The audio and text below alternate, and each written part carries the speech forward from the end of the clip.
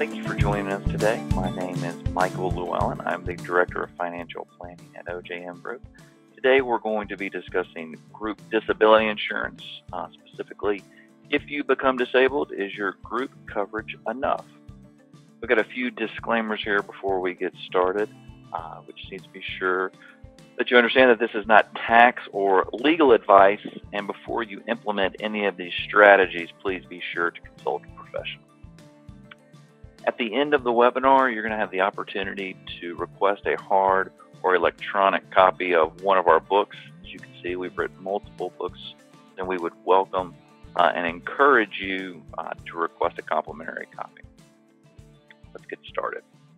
What is group disability insurance? Group DI is what we'll call it today as part of our discussion, is disability insurance that is provided to an entire group or class of employees. If you work at a large hospital, there may be different groups that they have it split up in that could receive different benefits. So that's something that's really important to understand. So if you're talking to someone else that has the same employer, your coverage may be different. So you want to make sure that you have a good understanding of that.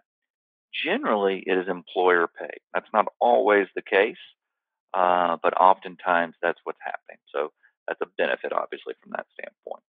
Also, the larger the pool, the better the pricing and the offering. So the better, obviously, the cost could be for your employer, which allows them to make the product or makes the policy for you better from that standpoint. So that could be definition of disability, amount of benefit, and some of the other things that we'll discuss today. Some advantages and disadvantages. The clear advantage that we mentioned on the slide before is cost is covered by the employer, again, the majority of the time. So the employer pays those premiums and you receive that benefit at no cost. Now, sometimes they could indirectly pass on some of the tax to you, and that would be so the benefit would be received tax-free, but obviously that wouldn't be as much as what the premium is from that standpoint. Another advantage would be if you're uninsurable. So if you couldn't go and get individual coverage on your own, group coverage allows you to get coverage in place. So that's a very distinct advantage. A lot of times we may have clients that are unable to purchase individual coverage, and we encourage them, or in some cases are able to implement a group policy. So those are the two very distinct advantages. Some of the disadvantages. Employer control. So the employer dictates whether the coverage stays in place or not. It's not a required benefit. It's not something they have to do. There could be, the policy could have certain time periods where it's in place, but essentially at the end of the day, you could see the employer decide not to provide that benefit anymore. And we saw that a lot in 2008, 2009, when employers were trying to reduce expenses, when the market was going down the way that it was. One of the first things that we would see go would be either they got rid of disability insurance or they drastically reduced what it was, so the benefits weren't as good. Also, the carrier can change coverage often, so that's something that's important to take into consideration. They can always come in and say, it may be fixed for a period of time, but they can say, well, we're no longer going to offer to this group policy a certain definition of disability, or for the benefit, the premium could go up if you want to maintain the same level of benefit. So in both situations, you, the doctor, don't have the control. And you get the benefits that we talked about if you're uninsurable, and normally there's no cost to you because the employer is paying it, but you also don't have any of the control. So that's what you're giving up there. Benefits paid are normally taxable. That's something that's really important to take into consideration. When I say to someone, what's your group benefit? They say to me, oh, it's $10,000, $12,000, $15,000.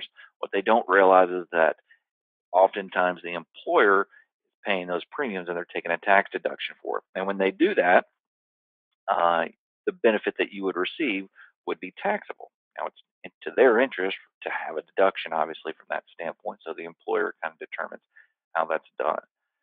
A lot of times, or sometimes, I guess maybe a better way to say that, they give you the ability to pay the tax on the premium, so your benefit would be tax-free. So if you do have a group policy and they give you that option, we strongly encourage that you do that. Generally, there's a cap of benefit. Now, this is something that, again, um, when I ask someone what their benefit is, what their group DI benefit is they just may say to me, you can see the example here, oh, it's 60% of my income. Well, we're going to take a look at an example here on the next slide, and you'll see that that can be a little misleading because it's often capped from that standpoint. So let's take a look at that cap benefit for group disability insurance. So the example that we have here is a physician making $450,000. They have a group DI policy that covers 60% of their income with a cap of $10,000 a month or $120,000. So that's very key to understand. So it's not covering that full 450. Really, it's only covering up to that $10,000 mark from that standpoint. Okay. On top of that, oftentimes that benefit's going to be taxable. So in this example, you've got someone, if we're assuming a 40% tax rate, that is netting over $22,000 a month. And if they were to become disabled and only had their group policy in place, they would net $6,000 a month. And that's, again, assuming a 40% tax rate from that standpoint. So you can see there's a drastic shortage. Now, what we tell people when we're determining what their benefit is or needs to be, you don't necessarily need to replace 100% of your income, but you do need to replace what your expenses are. So, more than likely in this example, someone making $450,000, their monthly expenses uh, most likely aren't $6,000 a month. So, obviously, what will we do there? We can discuss that a little bit about bridging some of those gaps in your coverage. As we mentioned before, coverage not being guaranteed, an employer can cancel the coverage. Again, that's something that we saw happen quite a bit in the 2008 to 2010 range. That is definitely something that you need to take into consideration if you're taking the position of relying solely on your group disability insurance. Group disability insurance isn't a bad thing, and oftentimes you can't even choose to ignore it or elect not to have it. It's something that's provided to you that you're going to receive, regardless one way or the other. But you just need to understand, as we said before, you don't have the control because again, you can see the next point there. Carrier can change the benefit of what's being offered there. So the definition of disability, that's one that we see changed. When they have changes made, that's one of the first ones that we see. So it used to be, um, even leading up to 2008, it would be what's called an any occupation. So if you could do anything, your group DI may have a large benefit, but if you can do anything, they're not going to pay you a benefit. And we saw own occupation bleed in for a 5-year period. So the first 5 years of your disability is own occupation, and it goes to any occupation. And now we're in a time where we're seeing a fair amount of occupation specific coverage, and it can vary between own and some different occupation specifics. But the important thing is that can change. So if you're going to be working for the next 25 years, you're not locked in and guaranteed like you would be with an individual policy that you may have purchased a long time ago or need to purchase now. So those are the things to really take into consideration. There are no guarantees for you from that standpoint. Individual coverage, and do you need it? So if you go back to our example, what we were talking about before of the physician making 450,000, having the group benefit that would be taxable, only netting $6,000 a month.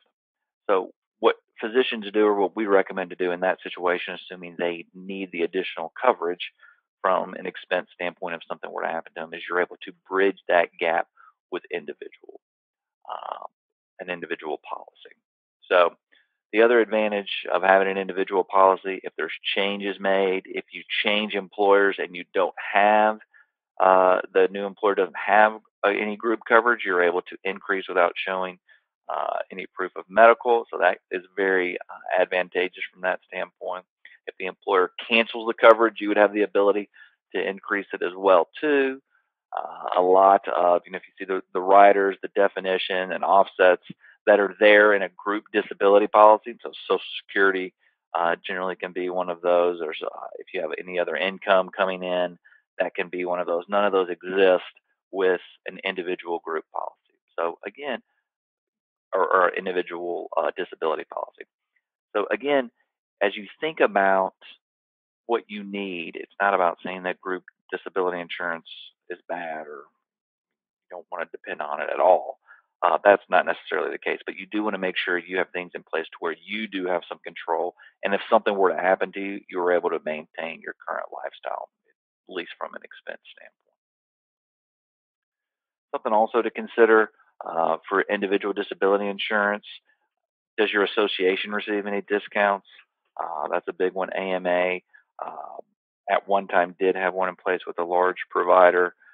Your individual local societies may have them in place. State societies oftentimes can have them in place. If depending upon where you work, if you work at a hospital, even if it's a large hospital, you can put in multi-life or unisex rates if you get, depending upon the carrier, 2 to 3 other lives, as they would call them, 2 to 3 other physicians or really any other employees that wanted coverage there to purchase from the same carrier.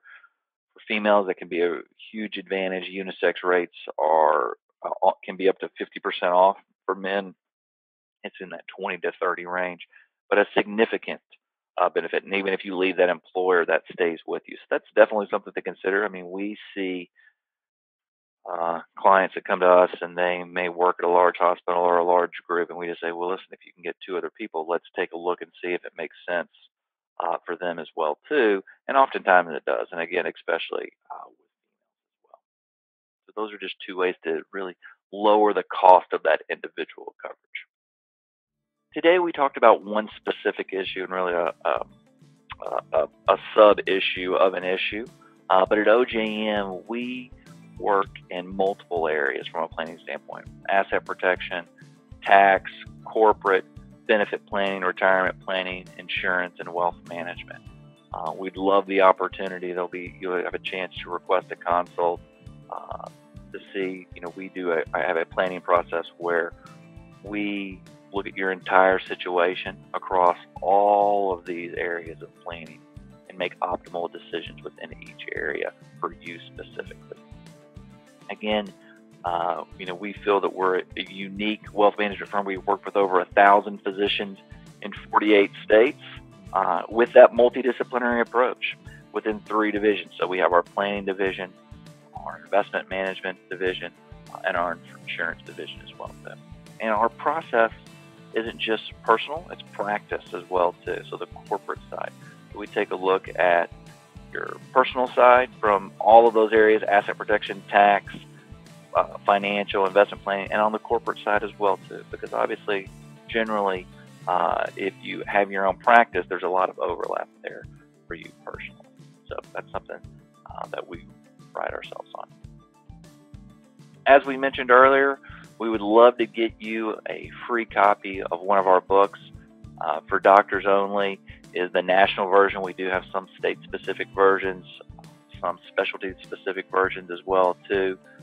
You can request a hard copy by clicking below, or you can also go to our online bookstore at www.ojmbookstore.com and use a promotional code that you see right there, WEB0716.